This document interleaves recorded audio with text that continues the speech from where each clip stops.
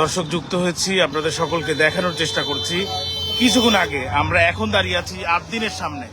কিছুক্ষণ আগেই বয়রা মহিলা কলেজের সামনে যে প্রিন্স কেকের যে শোরুম রয়েছে সেটাতে মানে নতুন উদ্বোধনকৃত যে কর ভবন রয়েছে সেখানে বাইক যোগে ছিনতাইয়ের একটি ঘটনা ঘটে। আমরা একটু যার এই ছিনতাই হয় বা যার কাছ থেকে স্বর্ণালঙ্কার ছিনতাই ঘটনা ঘটে তার সাথে একটু কথা বলবো।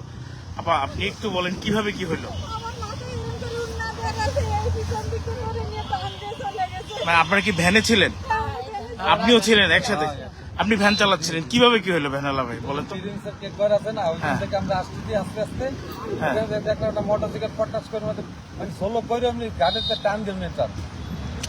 সোলো করে টান দিয়ে নিয়ে চলে গেছে, মর্মান্তিক ঘটনা।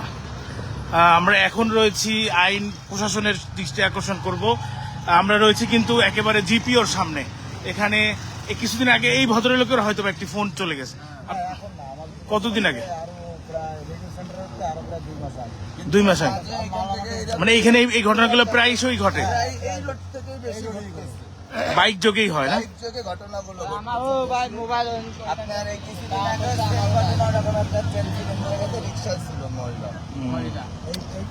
এই রোডটা আবু নাসের থেকে শুরু করে এই ভদ্রমহিলা কিন্তু এখন কান্না করছে। খুবই মর্মান্তিক একটি ঘটনা। আমরা চাইবো প্রশাসনের দৃষ্টি আকর্ষণ করব, ইমিডিয়েটলি এই লাইভটি শেয়ার করে দিবেন।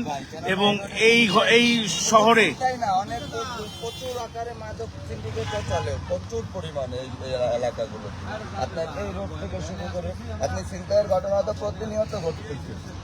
ঠিক আছে ভাই, এই জন্য প্রশাসনের মানে অনেক তৎপর হওয়া উচিত। বিশেষ করে আমি কালেক্টর, থানা, পুলিশ এবং ডিবি সবাইকেই বলতে চাচ্ছি, বৈকালী অঞ্চল মাদকে চেপে গেছে ভাই। আপনাদের সেই জিনিসগুলো দেখা উচিত। আমার মনে হয়, আমি সরাসরি যেটা বলতে চাই, প্রশাসন সবকিছু জেনেও কিছু করে না। আমি এই কথা বলতে বাধ্য হইলাম, কেন এই মোড়টার উঠতে 2, 3, 4টা প্রধান দলীয় অফিস, মানে 14 এবং 9 বিএনপি অফিস বলেন, জামাতের অফিস বলেন, প্রত্যেকটা প্রধান অফিস এই মোড়ে। বৈকালী মানে 30-40 বছর আগের থেকেই একটা ভালো মোড়, সবাই জানে। তবে প্রশাসন সারা দিন রাত থাকার পরেও কেন এত সিন্ডিকেট চলতেছে এইখানে, আমরা এগুলো বুঝতে পারি না সাধারণ মানুষ।